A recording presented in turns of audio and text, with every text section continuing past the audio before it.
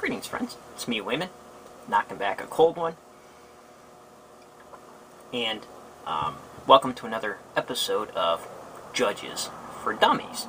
And if you want to look really intelligent, you should always film in front of a big bookcase. So anyways, in this episode of Judges for Dummies, if you're a dummy like me, sometimes it's very confusing when you're reading biblical literature, and especially in the KJV, which a lot of times KJV only people support this as the only English translation. But it seems that if the divine were to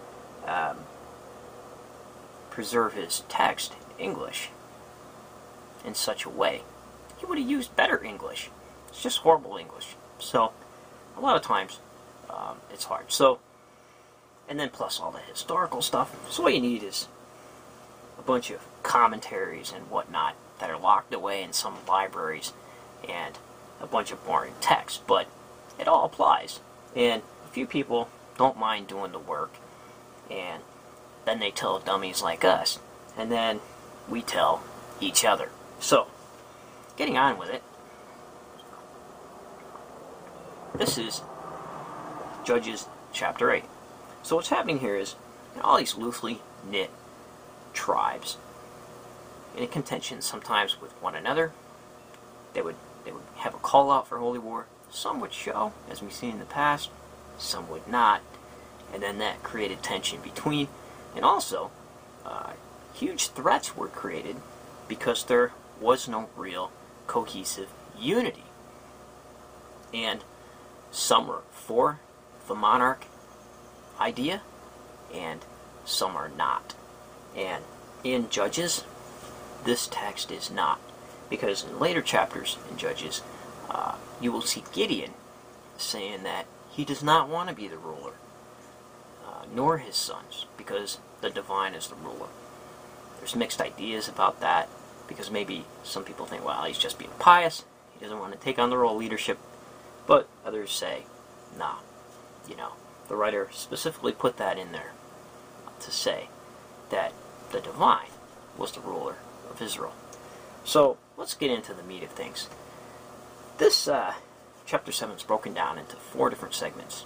Here you have the calling of the army, or the lappers, where the divine chooses who's going to go with Gideon. And then you have the Midianite vision, where spies sneak into the camp and they overhear the enemy soldiers talking about how they have this dream. And that's going to be a revelation onto what's to come, to kind of lead into the text of the battle. Then you have the confrontation between another tribe, the Ephraimites, because they say, how come you didn't allow us to help in the fight and in the chase? So they confront Gideon. So, moving on, here you have some confusion dealing with the people who lapped and the people who kneeled. This is due to some scribal problems with presenting the text. It's called homoteluton.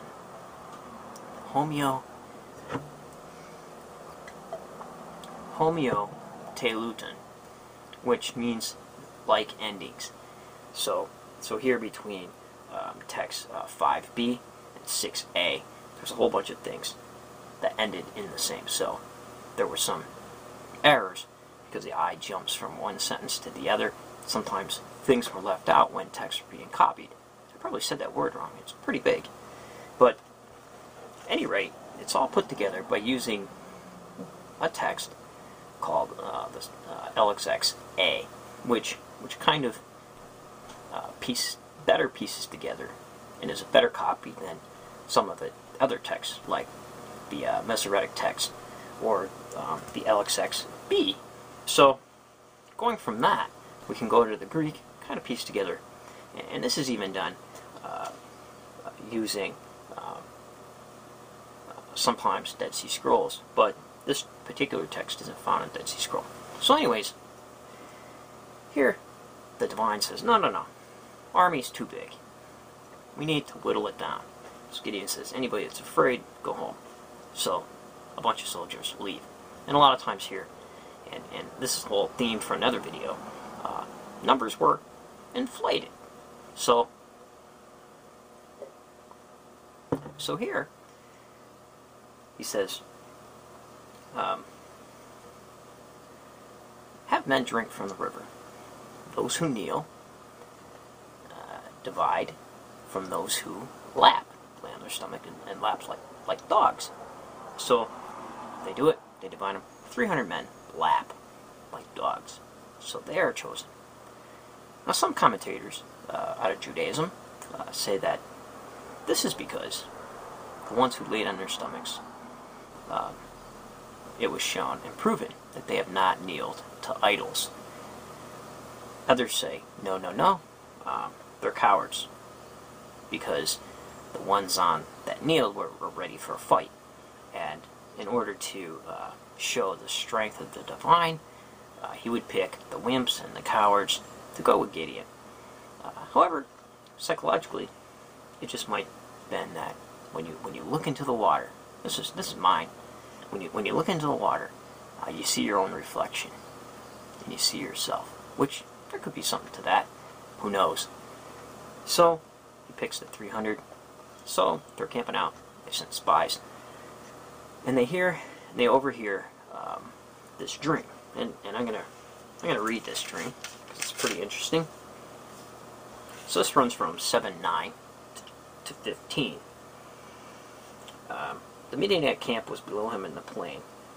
That night the Lord said to him, come attack the camp, for I have delivered you into the hands.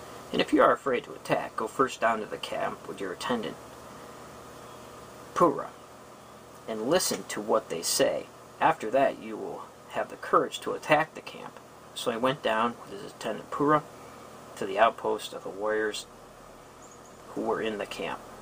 Now Midian, Amalek, and all the Gideonites were spread over the plain as thick as locusts, and their camels were countless, as numerous as the sands of the seashore. Huge army.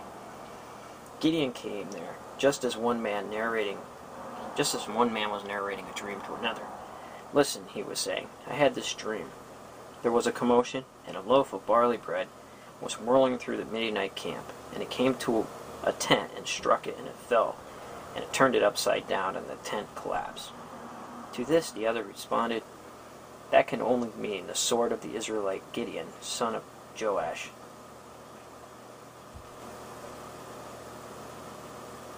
God is delivering Midian and the entire camp into his hands. So, there he has it. Gideon's all psyched up. He goes back. He tells his men, have horns on one side when I say blow your horns. And he gave them pitchers, candles, and lights on the inside. This is when I say smash your lights. So at night, it looked a lot more than there was. It looked more than 300. And the army was put into a panic, and in the confusion, people were using what we today in terms would be friendly fire, and they slice and dice each other up. And the divine wins, and they're told to pursue. Israelis are told to pursue. And they pursue, and they slice and dice all the way. And then they have a confrontation with Ephraim. And the problem was that Ephraim's warriors were insulted because they weren't invited to the chase. And not to the battle also. And they were concerned on how they were seen as status among the different tribes. So,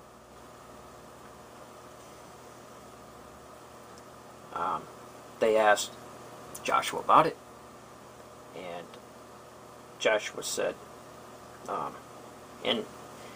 this runs from 7:24 into 8:3, because in scrolls, these chapters weren't divided. So sometimes when you break them up into English, they're not put in the literature correctly at times. So Joshua in 8:1 says, and they rebuked him severely, But he answered them, After all, what have I accomplished compared to you? Why Ephraim's gleanings are better than Abiezer's vintage.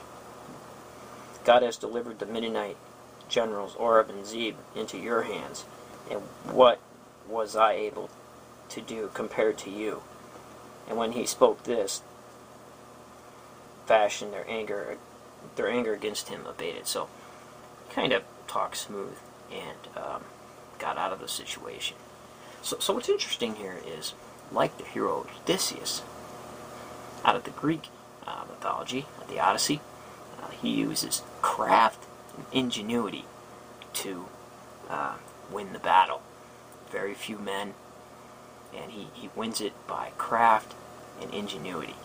And the writer here puts a theological slant on it and attributes that to the divine. So hopefully you enjoyed that. A little bit long, but had to read some text. But take care, friends. And remember, if everybody's thinking alike, then somebody isn't thinking.